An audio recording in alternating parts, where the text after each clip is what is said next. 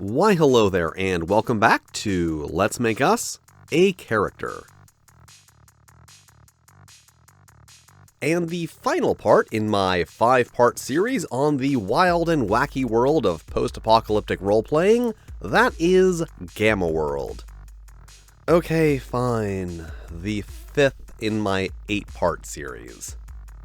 Either way, in this episode, we'll be Let's Making Us a Character for Gamma World 4th Edition, which, as mentioned at the end of the last episode, is the edition that the general community seems to have the most favorable opinion on, and was released in 1992, which is why the back of the book looks like this, and is a 192-page softcover book, making it the first edition of Gamma World since Metamorphosis Alpha, so I guess technically the first edition of Gamma World, to be released as a standalone book instead of a box set. And also continues the slowly building page count that each Gamma World edition has gone through so far. Although given the wildly different formatting, it can be a little tricky to say if each edition actually has a higher word count. And the 4th edition of Gamma World also included 3 adventures, including All Animals Are Equal, which has probably the best cover art of the entire product line. Like, look at this, there's just so much going on here. As well as 2 actual source books, which none of the previous editions had. Treasures of the Ancients, which is a collection of artifacts, and The Overlord of Bonpar, which is a detailed setting. And then Gamma Knights, which is a power armor focused combat game, which isn't exactly Gamma World 4th Edition, but was published as part of the Gamma World 4th Edition family, so I'm counting it. This edition also just kinda ignores the whole fiasco that was 3rd edition in favor of sticking closer to the previous editions, while also steering closer to what they were doing with AD&D. Or rather, the direction that D&D should have been going at the time. So with all that out of the way, let's make us a Gamma World 4th Edition character. Character creation is a simple 8-step process, so we begin with Step 1, select a genotype. And all of the Gamma World classics are back. Pure strain humans who have +3 to Constitution, Intelligence, and Charisma, +2 bonus to the Use Artifacts ability, +2 to Health against radiation hazards, a base walking speed of 12, and swim speed of 3. Yeah, this is the first edition of Gamma World that felt that movement speeds were perhaps something that people might like to have conveniently listed in the character creation section instead of buried somewhere in the middle of the book, if at all. Then altered humans who have physical and mental mutations, a -2 penalty to robot recognition, and a base walking speed of 12 and swim speed of 3. Mutated animals who have physical and mental mutations, +2 bonus to stealth, -6 penalty to robot recognition, retain some natural abilities from their animal heritage, and receive a bonus physical mutation if no humanoid traits are taken. And then, of course, their base speeds are derived from their basic animal stock. And sentient plants, who receive plant mutations with fewer defects, a +2 bonus to remain unseen, +2 initial constitution and +1 constitution at every level after first, no ability to command or control robots, need sun and soil instead of food, and also get a bonus physical mutation if no humanoid traits are taken, as well as a base walking speed of 9 and swim speed of 3. And we've already made a mutated plant and several altered humans, so this time, why don't we try making a pure strain human? Because that would be boring, that's why. So yeah, we're making a mutated animal, for one very good reason. You may recall from the previous 4 videos that in every single one, I complained about the fact that you are told to start with the base animal stats and just kinda go from there, without ever actually being provided any of those base stats, but this edition finally decided to. So we have our choice of 44 different options for a base animal stock. However, those 44 options unfortunately do not include Hippo, which was actually what I wanted to make to pay tribute to the flying hippo mutant in the first edition rulebook, on whom I have obviously based the mutated animal icon, so I guess I need to come up with another choice.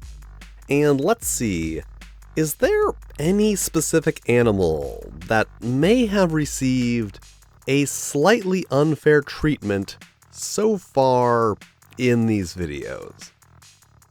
You know what? Sure, why not? Let's make a mutant duck. And the duck stock provides 2 physical strength, 6 dexterity, and 4 constitution, and just to give you an idea of the kind of range here, elephants have 18 physical strength, 4 dexterity, and 16 constitution. Ducks also can paddle in water at a speed of 3 and are immune to the chilling effects of cold water, have wings with a fly speed of 18 and a base speed of 5, or 6 if bipedal. A thing I will explain right now. Basically, as of now, our character is a 1 meter tall duck with human level intelligence. So if we want to be something more than that, we need to take those humanoid traits, and we have the option of adding speech, bipedal stance, and the ability to manipulate tools and objects.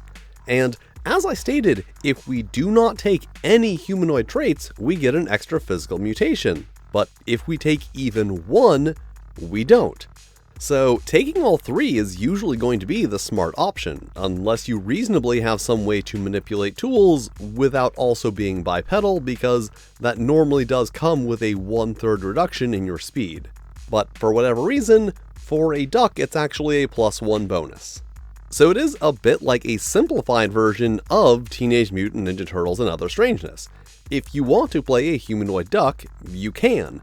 But also, if you want to play a talking elephant that uses a gun in its trunk, you can do that too. But let's just go ahead and take the full complement of humanoid traits and move on to Step 2, roll the 7 attributes. Characters have 7 attributes that are rolled in a variety of ways, which I will now explain. The dice rolled for each attribute are determined by your genotype. So as a mutated animal, we roll 2d4 and then add the values from our animal stock for physical strength, dexterity, and constitution, 3d6 for mental strength, intelligence, and charisma, and for the exciting new attribute, highest 3 of 4d6 for senses, and also the power level of our mutations, but that's for a little bit later. Then each attribute has a modifier of +1 for every 2 points above 11 and -1 for each 2 points below 9. So kinda neat overall, but it does mean that you do not have a choice about the order of rolling your attributes and picking a genotype, unless you're just trying to pick between pure strain human and altered human. And we will be dealing with the attributes a bit more later, so for now let's just move on to Step 3, roll the mutations. Mutant characters now have a minimum of 5 mutations, although more can be gained depending on how you roll on the mutation table. So instead of rolling 1d4 each for physical and mental mutations, as we have in all the previous editions, we just roll 1d6 for physical mutations, treating 6 as 0, so 1. And since we get 5 mutations, and we have 1 physical mutation, that means we get 4 mental mutations. And yes, this does mean that you can get 5 of one and none of the other. So let's pull up the mutation table, and for our 1 physical mutation, 57, new body parts, which provides some kind of additional body part which is usable and beneficial. And then we roll for a specific part, and tentacles. And they don't really specify where or how many, so I don't know, 4 on the belly. And that is it for physical mutations, so on to mental, and 6, devolution, which allows us to temporarily strip a target of a random mutation, or in the case of pure strain humans, and presumably altered humans who have lost their mutations, slowly devolve them into apes. And this mutation does have a mutation power score, so highest 3 of 46 is 16, so I guess they did save one thing from 3rd edition. And 25, Force Field Generation, which allows us to put up a force field that absorbs 25 plus MP modifier damage with a 1-hour cooldown. 16. Duality, which lets us do 2 things at once, including making 2 attacks per round as long as they are made using different abilities or weapons. Then 99. Roll 2 mental mutations, which is where the whole minimum 5 comes into play. So 19. Empathy, which allows us to read or force emotions on a creature. And finally, 94. Pick 1 mental mutation. And let's just go with the old Mental Blast, which is a mental attack dealing 3d6 plus MP modifier, so plus 1 damage, and then after being used builds back up at the rate of 1d6 per round. And that is it for mutations, so now on to step 4, pick a character class. Yeah, we have to deal with character classes now too, so we have 4 options. Enforcer, who receives a +1 bonus to melee and ranged THAC, which I will explain later, and hit points equal to their Constitution modifier at first level and every level after. +1 to all physical mutation scores at each level after first, and 12 points to distribute between combat leadership, makeshift weapons/armor, and size up opponent. Esper, who must have at least 1 mental mutation with a power score, and receive a +1 bonus to mental defense at first and every level after, as well as a +1 bonus to all mental mutation power scores at each level after first, as well as 16 points to distribute between Hypnosis, Identify Mental Power, Photographic Memory, and Sense Mental Powers. Examiner, who must come from a Tech Level 3 culture and start with a random Tech Level 4 item, get a +1 bonus to Robot Recognition at first level, +1 to use artifacts at first level and every level after, and 16 points to distribute between Avoid Artifact Disaster, Jury Rig, Read Schematics, and Repair Artifact. And finally, Scout. Yeah, Enforcer, Esper, Examiner, and Scout. Didn't consider maybe Explorer or something? Anyway, Scouts receive a +1 bonus to Perception, Stealth, and Remain Unseen at first level and every level after, an additional advancement point at every odd level after first, and 20 points to distribute between Detect, Ambush/Trap, Hunting, Navigate, Tracking, and Wilderness Survival.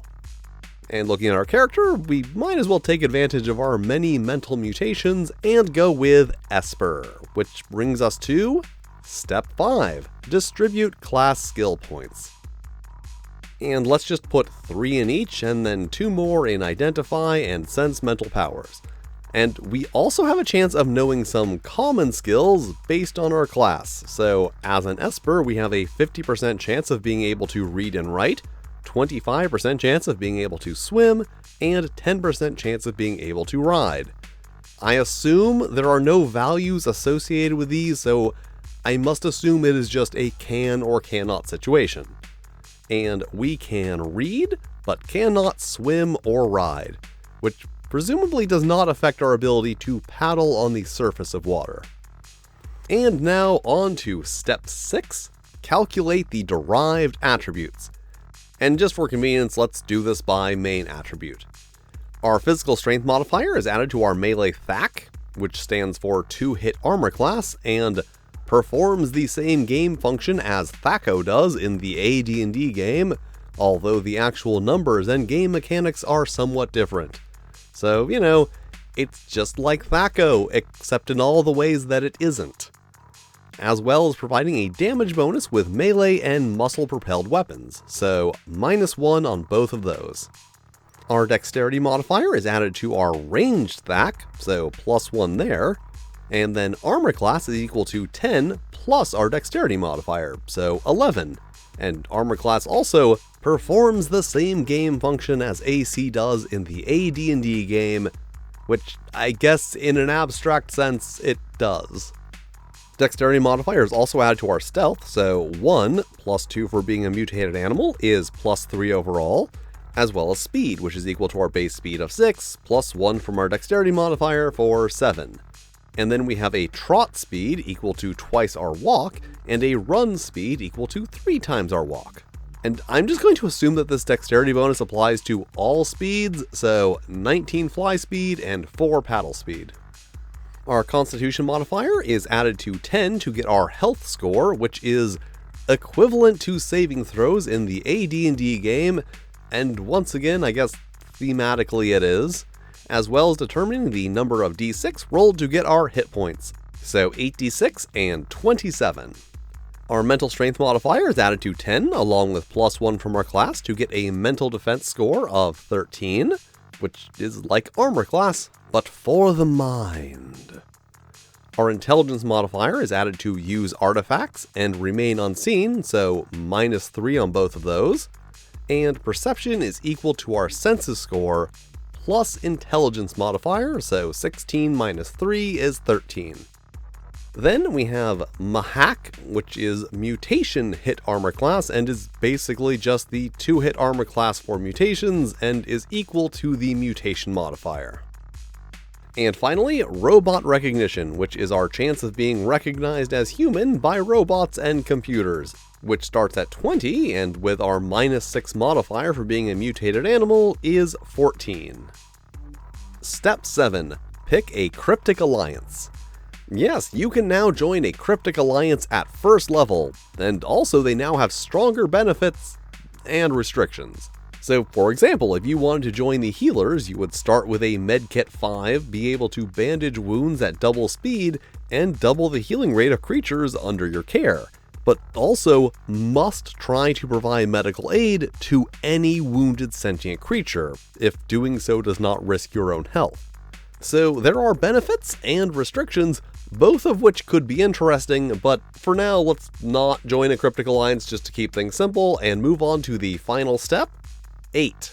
Determine starting equipment.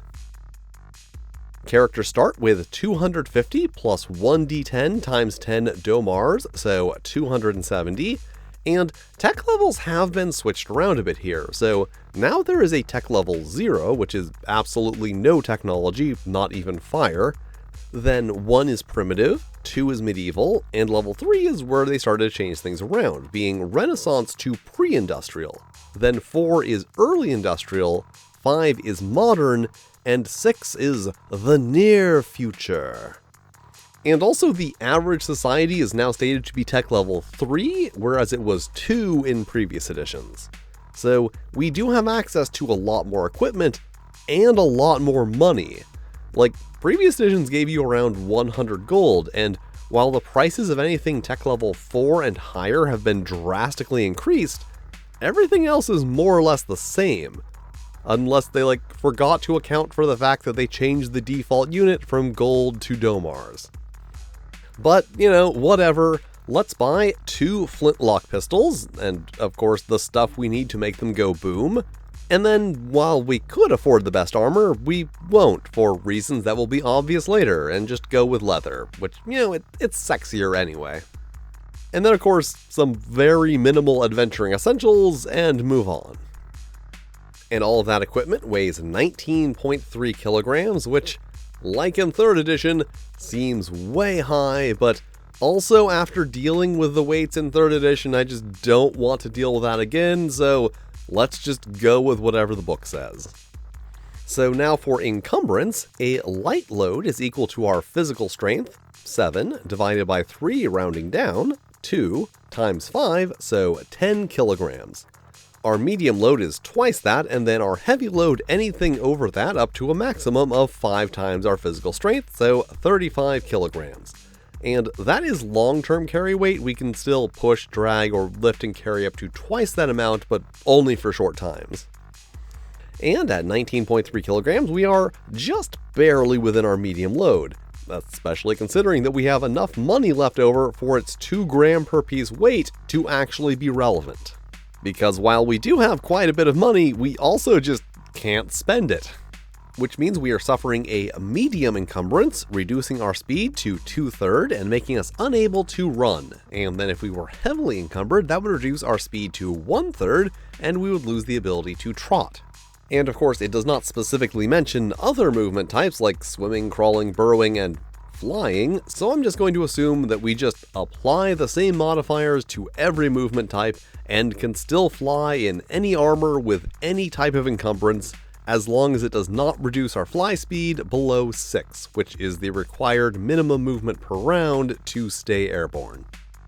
Our leather armor adds 2 to our AC, so 13 overall, and our flintlock pistols deal 2d8 damage, have a base range of 5 meters, and a rate of fire of 1/2, meaning that they can be fired a maximum of once every 2 rounds. That's why I got 2. And assuming any or all of that is correct, this character is done. And now that we have a character, you're probably wondering, what can we do with them? Like, how can a game even function without the action table? So, let's say we are trying to spot a delicious fish for our dinner because we could not carry any rations. That would be an attribute check using our brand new Senses attribute, which we do by rolling a d20, adding a difficulty rating, and let's just say that the murky waters make this a challenging task, which is +5, and if the result is equal to or less than the tested attribute, the attempt is a success. And then the process for our class skills is exactly the same, except that we use the skill rating in place of the attribute score. But if that's how we look for things, what is perception for? Well, perception here functions like passive perception does in D&D 4th and 5th editions, and is rolled against by a creature making a stealth or remain unseen check. So, let's say that something is trying to sneak up on us. It would make a stealth check, rolling a d20 and adding its stealth bonus, and succeed on a result equal to or greater than our perception score. But, just to make it weird, also if you are searching an area, you roll a d20 and add your perception against a base stealth of 10, which is incredibly easy to make. Like, you literally need a 9 in perception to auto-succeed on that. So easy to make in that way that makes you wonder if it is in fact supposed to work like that. Health works similarly, except against health hazards like poison and radiation, so somewhat similar to the Fortitude defense in D&D 4th edition. So let's say that we have been exposed to some Intensity 5 radiation. The GM rolls for the radiation, adding the intensity, and succeeding on a result exceeding our health score. So 10 plus 5 is 15, a success. But then we subtract our health score from the roll total and divide the results by 5 to get the stage of effect. In this case, 15 minus 10 divided by 5 is stage 1, which is 1d6 damage. So just to recap, attribute and skill checks are d20 plus difficulty modifier, with success on a result less than or equal to the attribute or skill score, which is kind of like a precursor to alternity. Perception is d20 plus stealth or remain unseen bonus, with success on a result greater than or equal to the perception score. Or, the other way around. And then health is d20 plus intensity, with success on a result greater than health, and then if successful, the effect determined by the result minus health divided by 5. So all of these different things are handled by a similar but not quite unified d20 plus modifier versus target system, which, feels kind of familiar for some reason. I'm sure it's nothing. But now I guess I need to talk about artifacts, whether I want to or not. However, I should note that this edition does specifically state that artifact identification should just be handled through role-playing whenever possible. So, for example, if a character finds something roughly in the shape of the rifle and then recognizes that it looks like a rifle, they may decide to check where the trigger would be and find 2 buttons. They push one button and nothing happens. They push the second button and the artifact begins to hum and several lights come on, then they push the first button again and a beam of light shoots out the end and blows up a tree. They now know how to use the laser rifle and maybe even realize that the lights indicate the number of shots remaining. However, how to recharge, change a battery, or any other kind of maintenance is still going to be beyond them, but more importantly, it was an actual roleplay experience that tested the ingenuity of the player and would actually feel rewarding and not just like a meaningless chore. So even the designers here were starting to realize that nobody really wants to deal with a stupid artifact identification system where you just roll blindly on a chart until you either identify the item, don't, or vaporize everything within a 100-meter radius. Or maybe one designer did and one designer did not, and the compromise was to suggest roleplay but still include the artifact identification system in which you just roll blindly on a chart, which seems to be the case given that there is the one paragraph encouraging identification through roleplay, and then another describing the identification table as part of the proud heritage of the Gamma World game. And yes, I will admit that there are instances in which role-playing identification is not really practical, but that doesn't mean that there isn't a hypothetical better third option. However, for the sake of tradition, I suppose we must take part in the proud heritage of the Gamma World game, and let's say that we have found a thing with a complexity of 11. So we pull up yet another iteration of the artifact identification table, with the goal of making it to the true function at the top of the chart, meaning that we have identified what the artifact does. But first, we must determine our starting position, which is equal to the complexity minus our use artifact score. So 11 minus -3 is 14, and then we start in that square.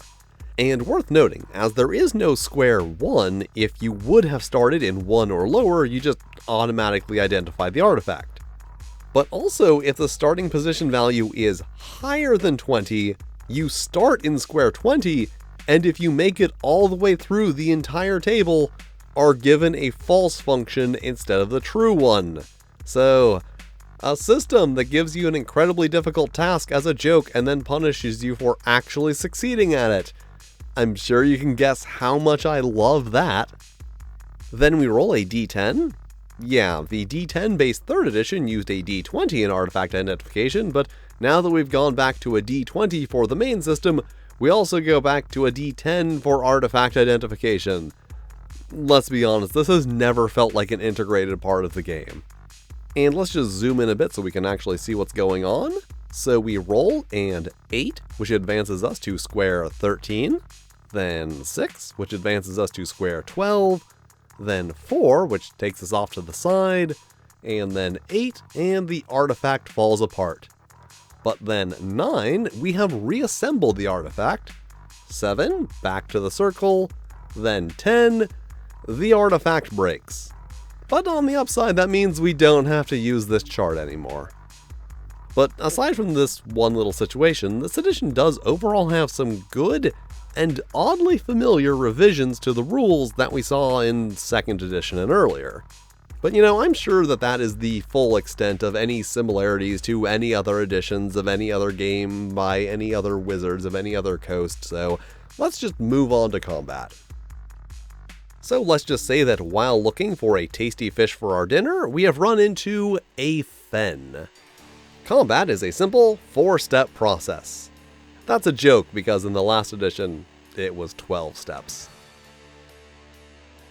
Step 1, determine surprise. And I don't really think we need to do that in this situation, but if we did, it would be the same as a stealth roll, d20 plus stealth versus perception.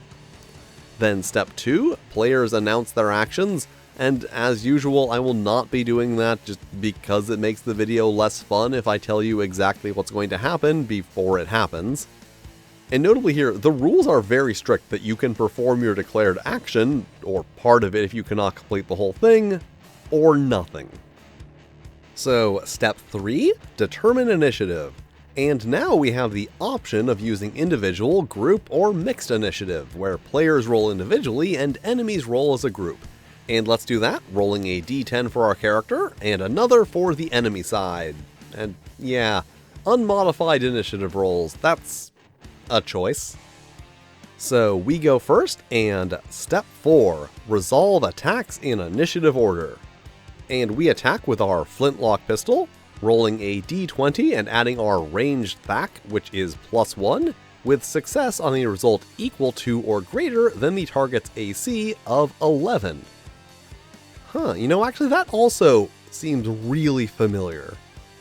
Anyway, 19 hits for 2d8, so 13 damage. And because of our duality, we get a second action, and we will use force field generation, putting up a force field with 25 plus mutation power modifier, so 27, let's just call them hit points. But that is it for our turn, so it is now the Fen's turn, and it swoops into attack, making 2 wing buffets and 1 peck attack. And 18 and 16 hit, but 4 does not, so 1 wing buffet and 1 peck for 5 and 5 is 10 damage, which is absorbed by our force field, leaving it with 17 hit points. And now on to round 2, so we once again roll initiative, and this time our feathered friend goes first, getting 21, 13, and 11, so both wing buffets hit for 6 and 3 is 9 damage, reducing our force field to 8.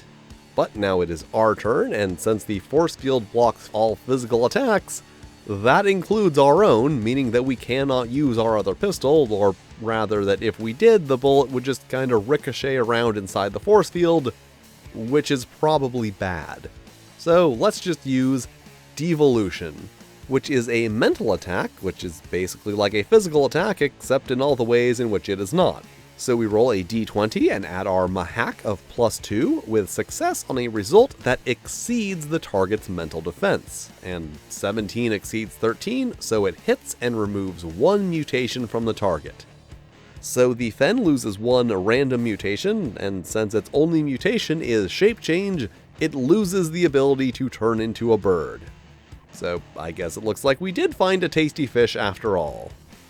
Yeah, Fens are actually fishmen that turn into birds, which isn't really all that strange for Gamma World. And with our second action, we will use Mental Blast, which is another mental attack, except that this time the Mahak is +1 because Mental Blast only has a score of 14 versus Devolution's 16. And 21 hits for 3d6, so 13 damage. Then our force field regains 5 plus mutation power modifier, so 7 hit points, which it does every round. It doesn't say exactly when that occurs, but my general rule is that unless otherwise specified, countdowns and ongoing effects happen at the end of your turn. Which brings us to round 3, so initiative, and we go first. And once again use Devolution and hit. However, since we already removed the Fen's only specified mutation, we just start unmanning the fish. And then for our second action, we could use Mental Blast again, however our Mental Blast battery has only recharged to 1d6, a thing that is a little annoying from a gameplay perspective, but actually kinda neat from a design perspective. And you know, the Fishman's already taken quite a beating, and also is fairly harmless right now as long as we avoid its powerful tail, so let's just drop the force field and fire our second pistol, which hits for 10 damage, knocking the Fen down to -1 hit points. Although it is still not dead, you do not die here until you have negative hit points exceeding the value of your Constitution score, which, based on my research, means that this game does not qualify as old school, because you do not die instantly at 0 hit points. Although, you probably will die without medical attention. So as you can see, combat, like all the other non-artifact identifying mechanics, uses the same basic d20 plus bonus versus target system, which aside from the weird meet versus exceed difference with physical and mental attacks, is basically identical to how attack rolls were handled in every edition of D&D from 3rd onward. And if you are not familiar with pre-3rd edition D&D, and as such possibly a little confused about why I am being so sassy about this and the earlier comparisons to AD&D, let me explain. Prior to Advanced Dungeons & Dragons 2nd edition, D&D used 2 hit tables where you would cross-reference your class and level against the target's armor class to determine the number you would need to roll to hit a target with that AC. And if you have been watching the Gamma World videos, yes, Gamma World used those too, but there is a very important distinction between the two, and that is that the D&D 2 hit tables are generally 1-point linear progressions, so any level of any class with any weapon, the 2 hit number for a target with an AC of 9 is going to be 1 higher than for an AC of 10. Because they use descending armor class where AC starts at 10 and then the number goes down as AC improves for no discernible reason. And then of course AC of 8 is 1 higher than that, AC of 7, 1 higher, and so on and so on. And yeah, that's obviously really stupid to have all these tables just for a linear progression like that, and the solution that they came up with in 2nd edition was the THAC0. A single value that you need to look up instead of having a whole column for every level or 2 levels or 3 levels, whatever, which is actually just the 0 row from the previous 2 hit tables. The number you need to roll to hit armor class 0. That is what THAC0 stands for. And then to get the 2 hit number for any other armor class, you simply need to subtract the actual armor class from your THAC0 to get the actual 2 hit number, which is only slightly less convenient than looking it up on a table. So when they say that armor class performs the same game function as AC does in the AD&D game, no, it doesn't. Unless by game function they mean as abstractly as representing a target's defensive capabilities. In contemporary Dungeons & Dragons, AC is a number used in determining a 2-hit number. In Gamma World 4th edition, it just is the 2-hit number. And the same goes for THAC and THAC0, except that in this case they admit that the actual numbers and game mechanics are somewhat different. Yeah, THAC0 is a number you subtract AC from to determine a 2-hit number that starts at 20 and decreases as you level up. And THAC is an attack bonus that starts at 0, is modified by your attributes and class, and can be increased as you level up. Those are not somewhat different numbers and mechanics. They are completely different game functions. If anything, the armor class here is what performs the same game function as THAC0. And yes, this is a weird rant, but it's also weird just how much they went out of their way to try and convince you that the mechanics here are just like in AD&D, when they are in fact vastly superior. Anyway, for defeating our fishy foe, we receive 420 experience points. Yes, experience points are now set values, not based on hit points or hit dice or, I don't know, the number of fingers that the target has. However, for the sake of example, let's also toss an extra 1600 experience points at our character so that she can move on to level 2. And at each level, characters gain 1 additional hit die, +1 to all class skills, and at every even level get to add +1 to 1 derived attribute, excluding speed. And let's go with ranged THAC. And then as an Esper, we get +1 to mental defense and all of our mental mutation power scores. And that was a Gamma World 4th edition character. The last edition published by TSR and the last edition designed by James Ward. And I have said it before and will say it again, Gamma World is not just interesting as its own game. It is specifically interesting as a game that was being made concurrently with Dungeons & Dragons from the same publisher, and with the exception of 3rd edition, using a similar mechanical base. And here's the thing, this edition really surprised me. Almost as much as 3rd edition, but for good reasons this time. Like, I had previously held up elements of D&D 3rd edition as obvious changes that TSR was somehow too blinded by their own sense of tradition to be able to see. But apparently, no, they literally published a game that had some of the exact same mechanical refinements that made 3rd edition noteworthy. Like, they got past the big obstacle, establishing that core D20 plus modifier versus target system. And from there, it seems like it should only be a matter of getting some fresh eyes on it to make the next obvious step to a unified roll equal to or over system. Mind you, I'm not saying that I gave TSR too little credit, just that I gave Wizards of the Coast too much. Like, looking at this and not seeing how the core mechanics here are superior to what they had going on in D&D at the time must have taken genuine skill. But I guess I can't be too hard on TSR here. I mean, It's not like they had an opportunity to implement any of these developments in Dungeons & Dragons before getting purchased by the Wizards in 1997. Especially not in 94 or 95.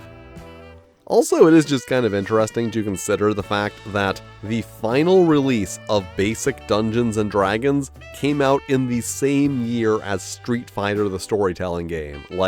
Those are two games that do not feel like they should have been released in the same year. But as I said, this is the end of an era for Gamma World, specifically the TSR era. And next time, I will be getting into what Wizards of the Coast did with the property. Unless I decide to do something else first. And thank you for watching. If you enjoy my content, you can follow me on Blue Sky, Twitter, even Tumblr. Especially Tumblr. There are links in the description. And extra special thanks to my Fightin' Flail Snails, Broken Unicorn, D. Stex, Hasterfan, Omar Parker, Randy Mulholland, Renee D., Sean Betts, Stephen Kramer, and Toshiro Kuro. If you'd like to be cool like them, check out my Patreon. But if you don't want to do that, that's cool too. You can still hit all the lovely buttons, like, subscribe, these other videos that the dark, unseen hand of the YouTube algorithm has lovingly selected for you, which I'm sure are lovely videos that you will also enjoy. And I will see you next time.